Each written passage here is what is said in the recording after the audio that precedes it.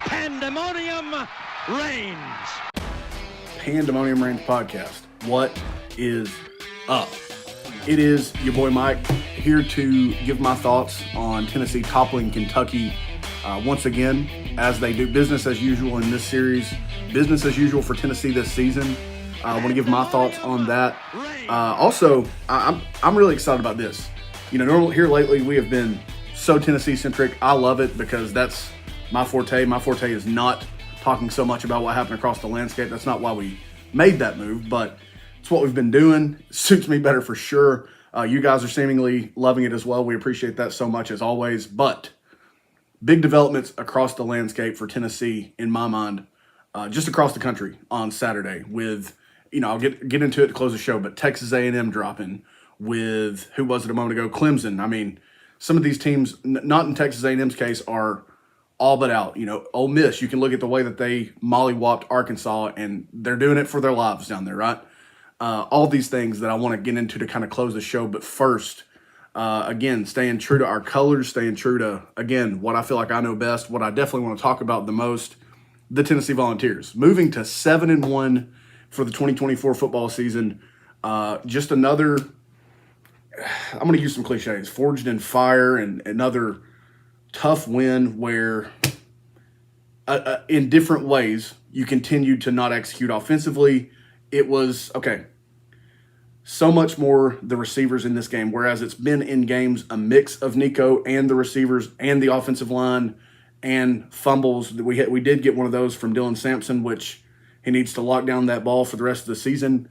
Not expecting him to make it to New York or anything like that. I mean, literally there is a Heisman voter voicing their hate for Tennessee this weekend. There are going to be screenshots littering the social media universe. It's already out there. That's not what I'm worried about for Sampson. I'm worried about he doesn't need another reason for scouts down the line to say, yeah, he's not our guy. He's small. Look at his pass pro overtimes. He doesn't need reasons for that. He needs to lock down the ball from here on out because that is literally becoming his only weakness in a season so far where he's rushed for 980 yards through 8 games. He breaks the single-season Tennessee record that was 95 years old, was Gene McEvers. I think I heard a quote from Hyams or maybe Hubs, some pregame guy on Saturday where he was talking about Robert Nealon's love for Gene McEver, calling him one of the best players that he'd ever been around. But Sampson takes that record down in only a fashion that can describe perfectly the culture at Tennessee right now, where freaking Nico is coming up to push on that play, where everybody and their mom that wears orange is working for that record for Sampson. That was beautiful. Talk about, you know, just jumping around as I do early. The quotes after the game from Kitzelman, from Cooper Mays, I believe, anybody and everybody in front of a microphone. They wanted that record for him. They talk about how special it's going to be to tell their kids, yeah, I blocked for that guy. I blocked for Dylan Sampson when he was in orange back in the 20s. That's what they're going to say in 30 and 40 years. You know, that's what they're going to say. You got guys like, just again, going to stay in this lane for a moment. You've got Jackson Moy and Kitzelman talking about, you know, never thought I'd end up in the Southeast, but here I am. If I have kids one day, I'm going to tell them how special it was to play at Tennessee and push and encourage them to come play at Tennessee. The culture, guys, is so ripe. These are the big wins that we have right now on top of being 7-1. Whereas we look at the product on the field and you know, it's easy for me to be down about the click not happening. We anticipate this click. It looked like Nico had a click the other night. The receivers still didn't hold up their end of the bargain this time. The offensive line, I think, has flipped at least they've taken a baby step. They flipped a baby switch around halftime of Alabama where they're not a turnstile. They're not they're also, you know, they're not the most dominant offensive line ever, certainly that we've had at Tennessee or that we have this season in college football. They're not going to win the Joe Moore Award, but they're becoming more and more serviceable. They're doing more and more of the things that Dan and I have talked about. Dan calling it like it is. We don't ask them to go win games. We ask them to give time. We saw the tempo come back some. We asked them to do that. We asked them to do things like create lanes, and Sampson has a big part in this as well, for him to get 142 yards. Hard to believe that was a career-high effort for him. I mean, he had a long run of 17. He did average 5.3 per carry, but it's hard to believe that he's not surpassed 142, if I'm just being honest. That's just how explosive he can be. And, we're gonna look back super fondly whenever Dylan Sampson's time comes to an end in Orange, whether he comes back next year, whether he goes pro, whatever it is for Dylan Sampson, we're going to look back so fondly on that guy, and we're using him. Whereas, I'm not going to spend too much time on it, but we the way we talk about Kamara, man, I wish we had used him differently more.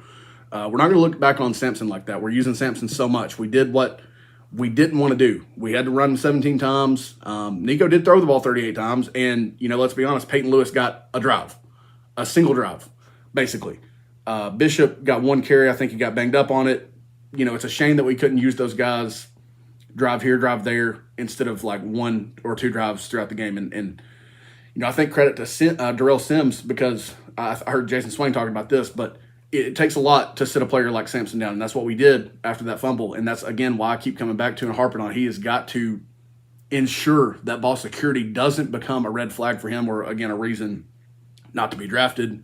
A reason that that hurts his bank account in the future. All those things, we don't want to see that happen, because he's been dynamite. He's been dynamite. He is one of the leaders on this team, and it is a beautiful thing. You see how much his teammates love him, but also I get the feeling that if it was the equivalent of Will Brooks on offense, a walk-on, a veteran, it could be a newcomer. I think it would be anybody. And these guys are pushing and fighting like we've always wanted them to do, like they've not always done.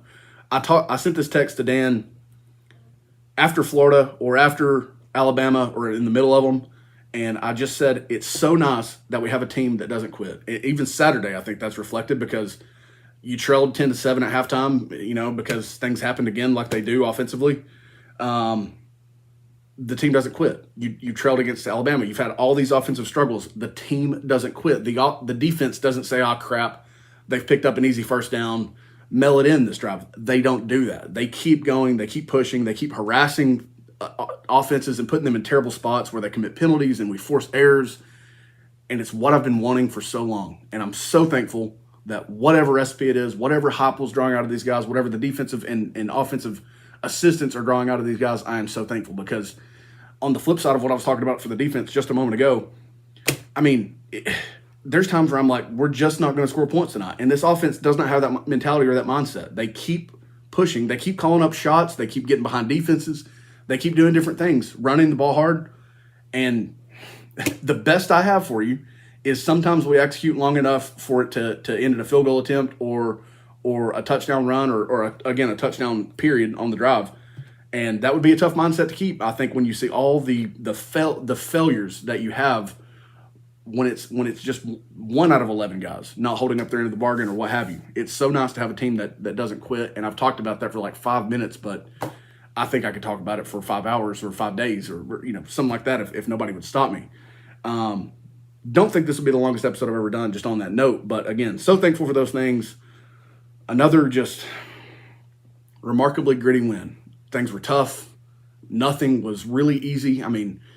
The defense does some things sometimes where it's Pierce or Josephs or an interior guy obliterating the lineman, sacking the quarterback, forcing him to make an errant throw, and you're like, yeah, that was easy. You see Will Brooks on that interception, he made it look easy. But I think it goes back to the effort in those guys, whereas 1 or 2 of 11 on offense, or sometimes half, aren't doing their jobs on a play. Man, it's like everybody on the bench, everybody on the staff is doing their job perfectly. Belichick, call me Belichick, whatever, doing their job, fulfilling their assignment, giving the requisite effort, the maximum effort, I would say, a lot of times on defense. And it's like anybody in orange that's on that defense could just make whatever happened happen because of their effort, because of their unity, the way they're playing right now. It's such a great sight to see. Dan didn't want to get too much in the stats. I don't really either. I think one big thing is, despite Kentucky doing some things on offense that we've not allowed this year, they're still 4 of 14 on third down. I think that's big. They're 0 for 2 on fourth down. I think that's huge. They ran the ball well. It is somewhat sparked by a 50-yard run on the first play of the game, and some of I'm going to say like their first 3 drives started with really successful first plays, which has not been the case. Teams have been battling for entire games to scratch the end zone or to scratch points on the board against us, and that's, again, beautiful. Not going to keep drilling that into the ground either, but it's beautiful. Things didn't go quite that way. I think you can attribute it to teams are probably resorting to deeper plays in their playbook or realizing that it has to be, you have to give time for the quarterback. It has to come across the field sometimes. I think motion and routes that come across the field or that come out of the flat, I think are still some things that give us problems. Kentucky's also got some playmakers. It's kind of one of the reasons that it's so head scratching as to why they are as bad as they are this year, especially offensively. I mean, their defense has been trashed over the last little stretch, and maybe we helped them some with our offensive struggles, but again, they did some things offensively that we've just not seen Tennessee allow, and you still win a game by 10 that you could have won by 30. I mean, I don't want to harp on Max Gilbert, but that's 9 points off the board. I don't want to continue to harp on the receivers, but you have Brazel there in the end zone when Nico dropped it just through the eye of a needle. You have Kitzelman where I can understand his the most. I mean, he caught the ball high. Nico put it there because that was the window, and he got hit right there. I mean, that's tough. And then Nimrod, of course, man, another tough one because of just where Nico put the ball. Similarly, on a 3rd and 5 to 7, when Nico rolls out to his right, and he gives a pass rusher just the juke, the business there, breaks his ankles kind of like he did in Norman, and then he puts it right where it had to be for Thornton for a crucial first down pickup. I think that was the record-breaking touchdown drive for Sampson is what that was, but again, Nico took bigger steps than we've seen him take in a while. One of his just best games passing the football. I mean, ending in 28 of 38, whereas that we just talked about how that could have been 31 of 38 for not 292 yards like he did have, which is his high and is great. But it could have been dang near pushing 400 yards if Nimrod catches that ball and runs. If Brazel's drop, he laid out. I'm not going to crush the kid, but he laid out. He gave pretty good effort, but you've got to come down with that, especially as tough as it's been. And with Nico taking the step that he took, you've got to come down with that. But no reason that Nico shouldn't have been at 350 yards or so plus. That's conservative. 2 to 3 touchdowns would have been right there for the taking. But he took major steps, and it's just really encouraging to see. Using his legs, we're really, really buying into and putting him on the move to throw the football, it seems like. And sometimes he's still doing it out of necessity. The offensive line is not, again, where we need them to be, where we want them to be, but it's just like if we could get them to execute the way they do in the run game when you see the tight ends pancaking people, when you see Carrick, Cooper Mays throwing a guy around, that's just where we need to be in the flip side of the offense when we pass the ball. And then, of course, it's going to take a receivers breaking through because it seems like right now, just resetting, settling the score right now for where we're at. You trust the hands of Thornton right now. He's probably catching the ball the best, and he's not at 100%. And that's unfortunate because his speed would be huge down this stretch. We know that we've got other fast guys, but he's got the best combo right now of strong hands, catching the ball, running really, really nice routes, getting open, and having that killer speed that will absolutely destroy a defense, that will make a guy look silly sometimes if they take a wrong angle or what have you. And it's frustrating because, again, we know that Nimrod's got the speed. We know that Brazel he's not slow, and he's long. He is a long receiver, long strider. If we can just get these guys to take one step, we are going to be really, really, really tough to beat. And that includes Athens in less than 2 weeks. The games at night, we've not played at night in Sanford Stadium in about 18 years, I believe, and that was a win for the Vols, and it's there. I'm not going to predict it if I preview that game. I'm not going to expect it, but because of the execution issues, but the opportunity is there. It's going to take Nico being on the move, being accurate, on time with the ball. It's going to take receivers making plays we've not seen them make. And it's going to take the run game. I think it's going to be a lot harder to find that 100 to 120 plus yards than it's been all season long, but that's what it's going to take. Georgia has not been their usual selves. You've got Beck handing interceptions away right now like they're candy on Halloween last week. And I don't like the matchup for him. I don't love the matchup for their offensive line. I don't know what to expect right now out of their run game because they're kind of a little bit of a roller coaster, and we just had a lackluster, one of our most lackluster performances, and still in a pretty good performance and a big win of 10 points that could have been 17 to 25 pretty easily. But the opportunity is there. It can absolutely be done, and if you handle your other business, that's for a playoff berth and perhaps a SEC championship game berth, which means less and less and less to me unless you get that banner and all that. That would be sick, but it is also so not necessary to make a deep run of the playoffs this year. So not necessary. I guess I'll go ahead and transition to what, again, was just a really big week. This will be kind of closing it out here, but let me start with this. You see playoff matchups where it's like, yeah, if Tennessee gets in, 9 to 12 or 9 to 11, because 12 is going to be,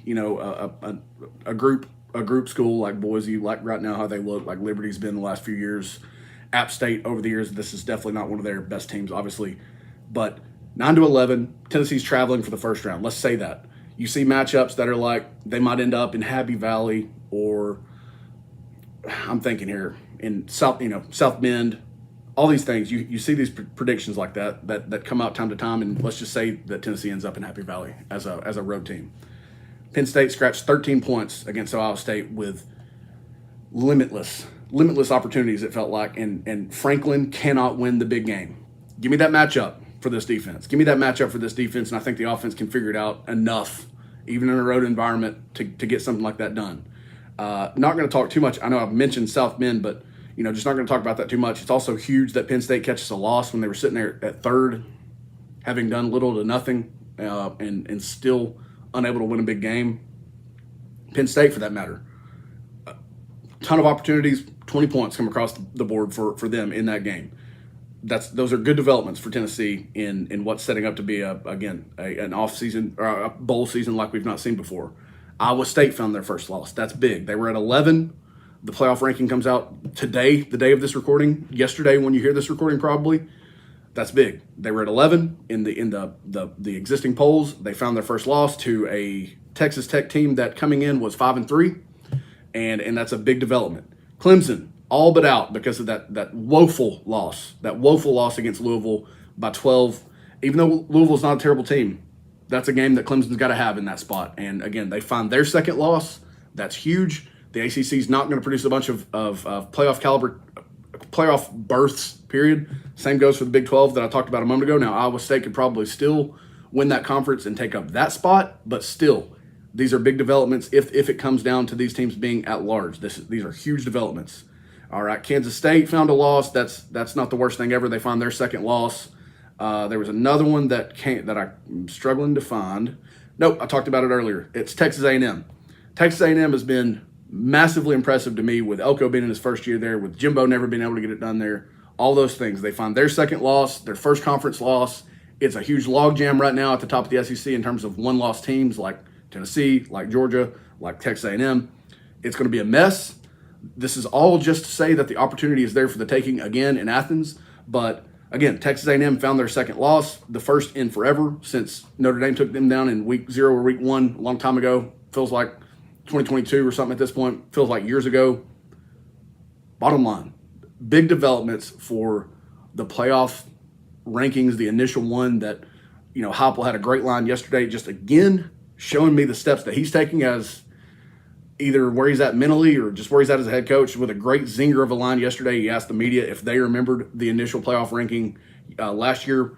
Tennessee fans, we remember it 2 years ago because we were number 1 for the first time in a long time. And it lasted for all of a week, and it sucked because I'm sure that's the last thing Kirby needed to inspire his team that following week. But again, nobody cares where it starts. I'm just saying these are going to be big developments as we get down to where the actual playoff ranking comes out and where teams are shaken out at that point and matchups are distributed, all those good things. These are big developments. Teams are finding losses while we're finding tough wins. And I think there's a lot. This is going to be the last thing for me. I know I talked about traveling to Sanford Stadium, Athens at night, all those things, but the scenarios are going to be like one of the two teams wins a just defensive mud fest where mud is slung to fans on the top row of the stadium. That's how disgusting the offenses are, because I think these defenses can certainly muddy up a game like that. I don't think Tennessee can win that game big unless Beck is throwing pick sixes instead of just interceptions. And you have to think at some point, like we've talked about Tennessee clicking, I mean, he's got to regress back to last year's mean at some point, right? Like, and that's weird to say regress because he's regressed this year, but he's got to get back to his old self at some point, right? Who knows? He's not showing it right now. I don't think Tennessee wins that game big unless he throws picks, they fumble the ball, turnovers. I don't think they win that game big unless he gets back to his old self and can add another element to their run game, which can be really good. And he takes their pass game to that other step that they've not just consistently been at this year. But I can see certainly either team winning that game in a mud fest where one team makes a vital, critical error. Well, just a simple turnover, a simple football mistake that turns out to be so critical and vital. But again, that game is going to have such huge implications for Atlanta. It's win that game and you're in the playoff, and you might be in Atlanta for both teams, by the way, because, Georgia's got Ole Miss this week. And I think Ole Miss was Super Bowl ready this week in Fayetteville. Who knows what they'll have for Georgia. Lane has not performed well in these spots. That, again, won't predict Tennessee to beat Georgia. I wouldn't predict Lane Kiffin to beat an Alabama, a Georgia. I don't know who, because it's like, who is he in these big games? Is he going to be going for 4th and 50 from his 1 yard line, thinking he's got to have it? Is he going to be calm, cool, and collected? He's not done that yet. Those are things that he's going to have to do. But as things stand, a week prior, with one game to play before that showdown, it's an end game. It is an absolute win, and your end game is what that is. We love to be in this spot in November. We will take this every year versus being eliminated, air quotes, in late September or October like we've done for years and years and years and years. And again, I go back to one more time, the culture is not in those spots either. The culture is not there, oh, we took a loss, we're out, it's over, let's mill it in. That's how you get coaches fired. That's how you leave a terrible legacy. That's how all those things happen. That's how you are given the name and the title quitter. That's how it happens. And we just ain't that right now. Thank God. Thank God for what the staff has going. There's certainly steps that we are still begging to see this team take because of the limitless ceiling that can be there if this offense just becomes, I don't know, higher next. I was going to say serviceable. They are serviceable because you're 7-1, but this offense takes a step. There is no ceiling because of this defense, because of the pursuit, because of all those things, the issues that you force teams into. I mean, again, I've rambled. My blood pressure wasn't even that high coming into this. It's probably been the healthiest place ever. And I was at the game Saturday. That's probably why I don't have a ton of takes, just because, I was on one end of the action trying to see it all. And, I guess I've said 4 or 5 times now that this is the last thing, but having not been to a game since 2022, AD, Danny Watt, staff, whoever's on his team, the steps that they take just in the little things. I mean, the light shows, the lights on the band, the spotlights on the tee as they run out of it, they're crushing it. They are the best. That team of whoever's on his decision-making team, or if it's him, whatever, that's the best team in the country. They're doing unbelievable things. It does not take hiring a Super Bowl winning coach or, tripling the size of the stadium. It does not take huge steps. It's the little things to let us know how you feel, to let us know what it means to you. And then on top of that, you're putting out this product on the field that is gritty, that is tough, that is not quitting, and that has a culture as strong as a rock is what it looks like. It's amazing. I am so grateful for them. The environment was top notch, and I was again tucked pretty decently far away from a lot of the action, but the fans are incredible. They're doing an incredible job. The athletic department's doing an incredible job. Thank you. I cannot say it enough. It means the world. We appreciate it. Just like I appreciate you for tuning into this video, for checking out what we've got to say at Pandemonium Reigns. We love the Vols. Again, my blood pressure got hot. My blood levels were boiling just talking about week 10 action in another gritty, uglyish win. But we thank you so much for putting up with us, for tuning in to hear what we've got to say, for continuing to make our channels grow and supporting what we're doing. We love you and we thank you so much for that. God bless. Go Vols. Pandemonium Reigns.